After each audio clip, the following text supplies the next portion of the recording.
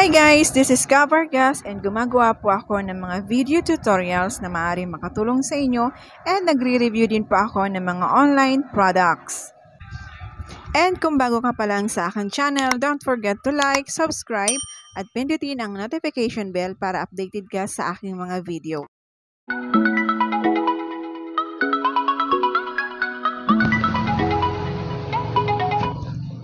And ayan po guys, sa right message po ng inyong cellphone, type nyo lang po ang signal space bill space the account number of your Signal postpaid account and then send po siya sa 5353.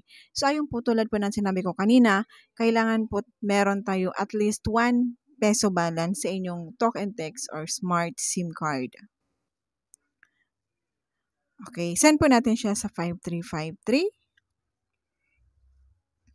And then ito po ang magiging reply ng ating 5353. So meron po tayong reference number, the account number, ito po yung Signal account number na ginagamit subscriber para po bayaran niya ang kanyang bill.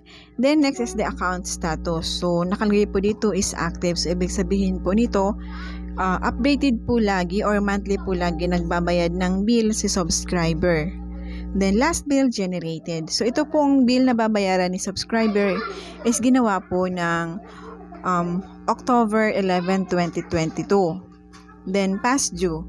So meron po ditong negative 459.03 and the amount due is negative 169.03. So ibig sabihin po nito, kasi lahat po siya negative, wala pong babayaran or wala pong due amount si subscriber.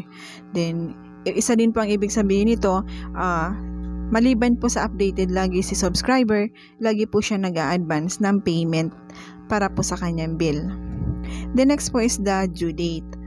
Supposedly po sana, ang due date po sana ni subscriber is by November 5, 2022.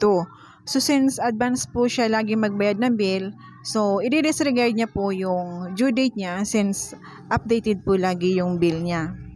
Next po is the last payment amount and date. So, meron po siyang 290 na binayaran noong September 7, 2022. So, lahat po dito naka-detail, lahat ng binayaran mo, ng due mo. So, detail po siya. So, napaka-transparent po ng Signal postpaid. And ayan po guys, so dagdag information lang po para po dun sa mga naka-Signal postpaid account or yung mga nakaplan po ang load or yung bill nila. So, every 5th of the month po, yan po ang due date natin. So, pagdating po ng 5th of the month, so kailangan na po natin magbayad ng bill. Huwag nyo na po antayin na by next month pa kayo maglo-load since kesyo sasabihin nyo, may mga channel pa naman kayong napapanooran at hindi pa naman nagtotally shutdown yung inyong load.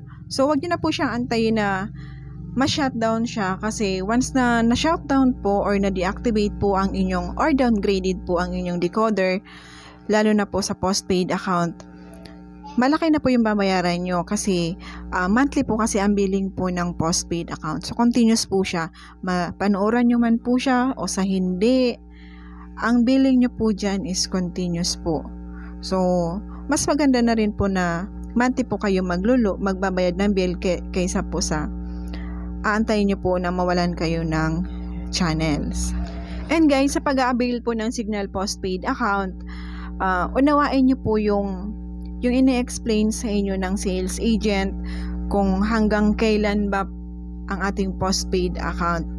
So, ito po is information lang. Sa mga naka-postpaid account po, Signal postpaid account, naka-lock-in contract po tayo for 2 years.